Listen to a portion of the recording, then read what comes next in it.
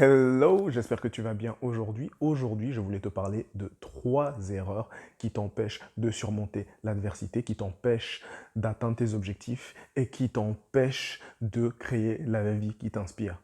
Parce que ces 3 erreurs, elles sont communes à la plupart d'entre nous. Je pense que tu les connais déjà, mais peut-être que tu as du mal à les déceler, peut-être que tu as du mal à réaliser que tu es en plein dans cet auto-sabotage. Et à partir du moment où je vais te partager ces 3 erreurs-là, j'ai vraiment envie que tu les réalises, que tu comprennes le processus qui est en train de se passer en toi et que tu mettes toute ton énergie pour surmonter la difficulté à laquelle tu es confronté à l'heure actuelle.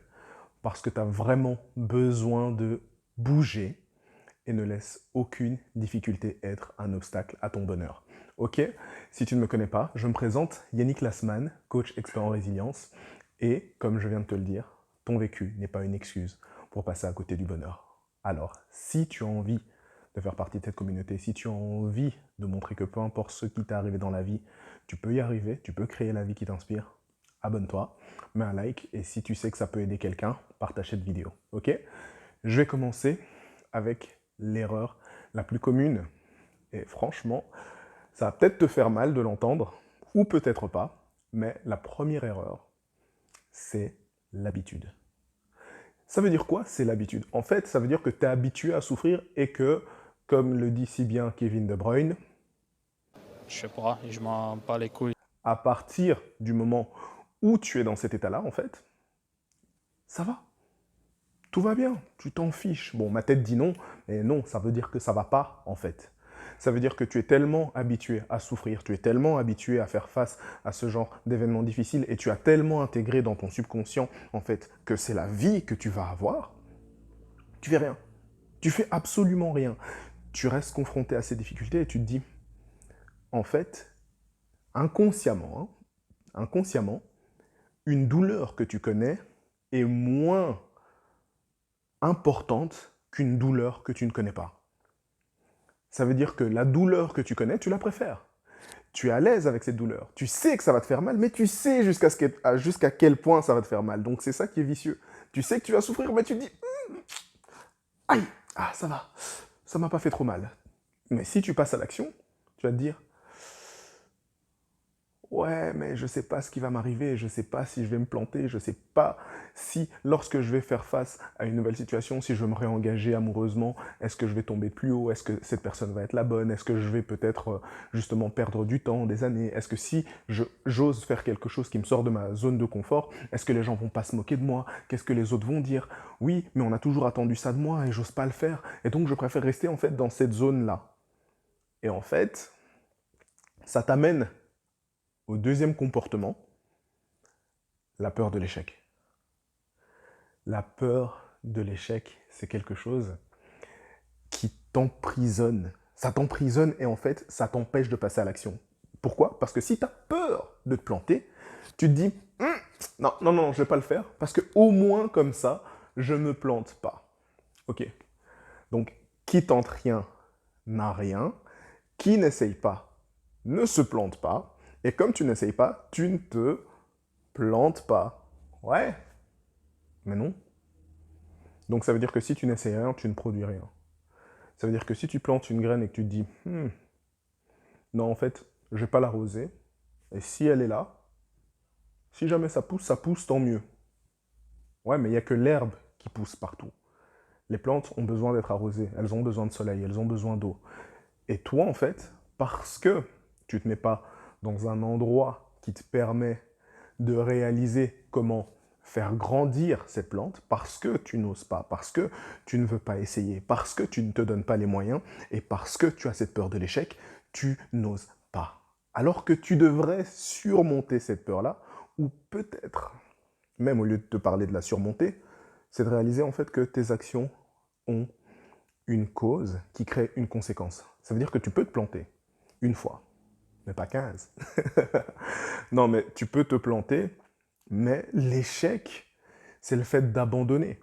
L'échec, c'est le fait de te dire que tu es incompétent. L'échec, c'est le fait de te dire que peu importe ce que tu vas faire, tu vas jamais arriver à un bon résultat. Mais alors que si tu as déjà réussi à faire beaucoup de choses dans ta vie, tu as déjà réussi à avoir des accomplissements, Et tu peux le voir même tout autour de toi. Il y a plusieurs moyens d'y arriver. Tu peux regarder des vidéos sur YouTube, tu peux regarder dans des livres, tu peux avoir un coach qui peut t'aider à surmonter ces difficultés, à comprendre pourquoi tu n'arrives pas à surmonter ces obstacles. Parce que peut-être que toi, tu es trop les yeux dedans et tu n'arrives pas à prendre le recul nécessaire pour pouvoir te dire « Ok, là, je m'y prends mal et si je change ce comportement, ça va tout changer et je vais pouvoir réussir. » Tu vois?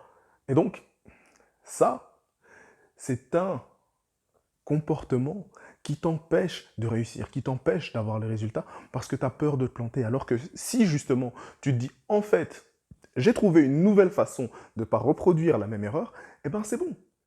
Tu vois, c'est comme quand tu touches un feu, tu vois, tu as le feu qui brûle, tu te dis comment éviter de me brûler? Ben, je vais essayer d'abord en mettant la main dans le feu.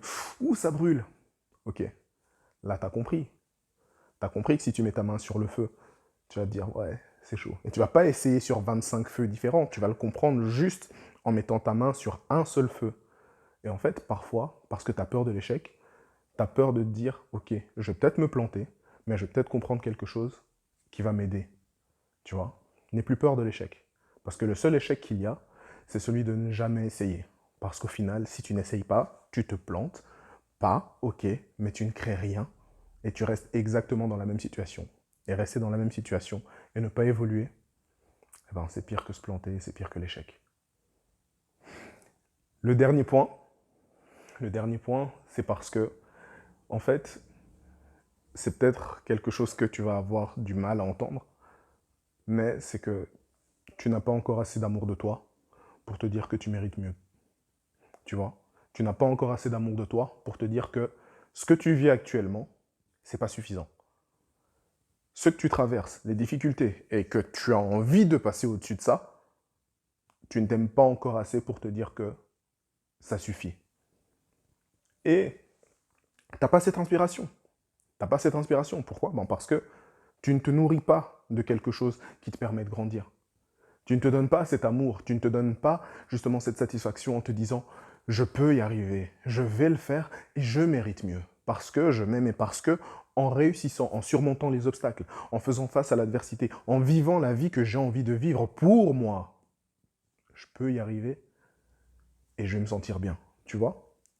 Beaucoup de gens n'arrivent pas à surmonter des difficultés parce qu'ils ne s'aiment pas assez, parce qu'ils n'ont jamais compris ce que signifiait réellement s'aimer.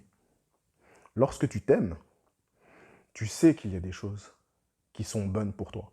Tu sais qu'il y a des choses qui ne sont pas bonnes pour toi. Lorsque tu aimes quelqu'un, tu sais qu'il y a des choses qui sont bénéfiques pour cette personne. Tu sais qu'il y a des choses que tu ne ferais jamais pour faire du mal, en fait, à cette personne que tu aimes. Et ces choses-là, tu te les infliges. Et une astuce pour pouvoir surmonter ça, c'est peut-être de te dire que peu importe ce que tu es en train de vivre, imagine que tu as cette personne devant toi que tu aimes. Qu'est-ce que tu ferais? Qu'est-ce que tu lui dirais? Comment est-ce que tu l'aiguillerais? Utilise en fait cet effet miroir pour te dire que tu aimes quelqu'un tellement fort que tu es capable de lui donner tout ça. Et en lui donnant tout ça, tu te donnes tout ça. Pense à quelqu'un qui te donne du positif. Pense à quelqu'un qui t'aime, qui veut te voir heureux. Et demande-toi si cette personne, elle serait contente de te voir dans cet état-là, de voir à quel point tu n'oses pas, à quel point tu es abattu. Et demande-toi si, au lieu de juste penser à toi et te dire que tu es habitué, lui dire « Ok, non, mais tu sais quoi, je m'en fiche, ça va, ça me va comme ça. » Bon, il y a des gens qui arrivent à le faire, mais bon, moi, voilà, moi, j'arrive pas. En tout cas, c'est pour ça que c'est important que tu te donnes de l'amour. C'est pour ça que c'est important que tu réalises que l'amour que tu te donnes, l'amour que tu vois tel qu'il est, c'est important de te poser la question, c'est quoi vraiment l'amour? C'est quoi réellement s'aimer? Et une fois que tu auras cette réponse, tu sauras comment agir pour ne plus jamais retomber dans ce genre de situation et pour pouvoir te dépasser. Parce que tu mérites d'être aimé, tu mérites de t'aimer et tu mérites de faire en sorte que peu importe ce qui s'est produit dans ta vie, ce ne soit pas un obstacle pour atteindre le bonheur. Et je te dis à la semaine prochaine.